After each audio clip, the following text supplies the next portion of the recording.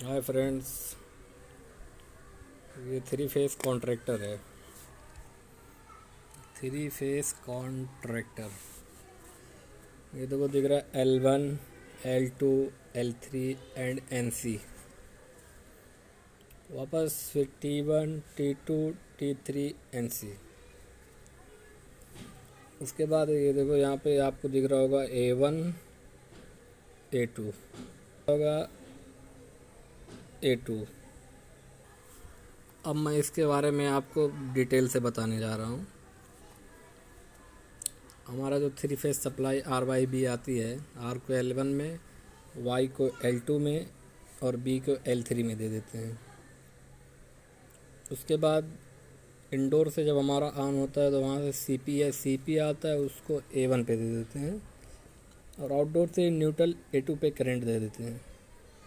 उससे क्या होता है, जब A1 A2 पे सिंगल फेस जाता है तो एक कॉन्ट्रैक्टर जो ये लगा है ना, ये प्रेस होता है और ये L1 की सप्लाई L2 में T1 में आ जाती है, जहाँ T2 T3 है वहाँ पे हम लोग अपना कंप्रेसर का तीनों फेस देते हैं RYB।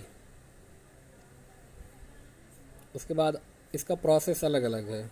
उसके बाद जो कंप्रेसर के आउटडोर पे मेन वायर रहता है फ़ैन का, उसको हम T1 पे कनेक्शन देते हैं, क्योंकि जब कंप्रेसर पे शॉर्ट होता है तो सप्लाई T1 पर आती है, तो कंप्रेसर और फ़ैन एक साथ चालू हो जाता है।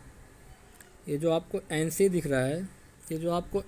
रहा है, NC न्यूट्रल पॉइंट, यहाँ पे हम R1 सप्लाई देते हैं, सिंगल फेस। उसके बाद यहाँ पे NC है, यहाँ से R1 जो कनेक्ट होता है इसके नीचे से, वो डायरेक्ट चले जाता है कंप्रेसर का जो हीटर लगा रहता है, फेस न्यूट्रल सप्लाई वहाँ पे जाता है। अब इसका काम क्या है, ये न्यूट्रल नहीं है, यहाँ पे फेस लगा रहता है। इसका काम ये है कि जब ये एडिट्यूड होता है, मीन्स चिपकता है, तो इस पे जो सप्लाई आती है यहाँ R1 पे, ये NC पे नहीं आती है। उसके बाद जब ये मैग्नेट शॉर्ट होके CP कट ऑफ लेता है और ये ऊपर आता है, तो यहाँ से जो आपकी R1 सप्लाई रहती है वो न्यूट्रल की सप्लाई पे आ जाती है।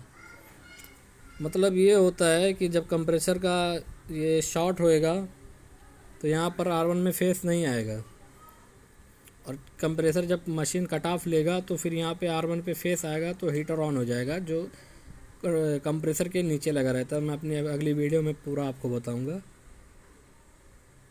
इट मीन्स ये हो गया कि जब कंप्रेसर चालू रहता है तो यहाँ पे जो R1 सप्लाई रहती है वो बंद रहती है, क्योंकि जब कंप्रेसर चालू होता है तो हीट होता है, तो उसको हीटिंग की ज़रूरत नहीं रहती है। फिर जब कंप्रेसर कट ऑफ ले जाता है तो वो ठंडा होने लगता है, तो उसके लिए यहाँ से R1 सप्लाई और एक वहाँ से और सप्लाई न्यूट्रल R1 और न्यूट्रल दे के उसको जो थर्मल सिस्टम लगा रहता है उसको हीट करने के लिए वो ऑन हो जाता है, गर्म करता है, उसको हीट करता है, ताकि कंप्रेसर में आइस अपना ना जाए, क्योंकि आइस जाता है तो फिर प्रॉब्लम क्रिएट होती है।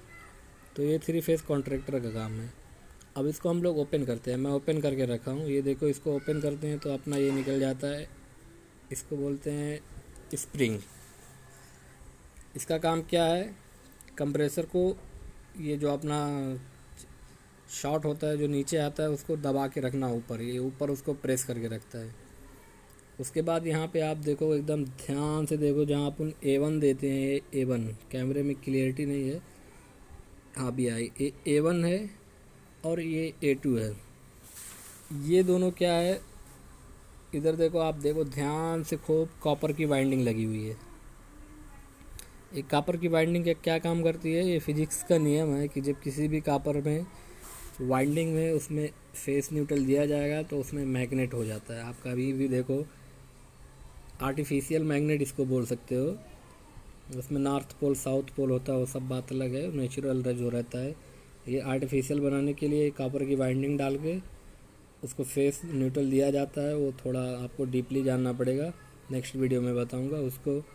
तो ये शॉर्ट होता है तो अपना जो ये कॉन्ट्रैक्टर है, ये स्प्रिंग देखो एकदम से नॉर्मल है, इसे मतलब आप दबा सकते हो, तो उधर मैग्नेट होता है तो ये अपना नीचे आता है, और ये अपना ये इसका सेटिंग बनाया है, कंपनी बना के देती है, ये इसमें जाके ये वाला सिस्टम इसमें अटैच होता है उसके बाद लाइन अपना जो ये 3 फेज सप्लाई है यहाँ से ये अपने ये टर्मिनल पे आ जाती है। तो ये होता है 3 फेज कॉन्ट्रैक्टर। देखो ध्यान से देख लो, ये ज़्यादा कितना है, ये अपना यूज करते हैं टनेज के हिसाब से, 50 एम्पियर, 54 एम्पियर, जो आपका मशीन जितने टन का रहे उसके हिसाब से यूज होती है।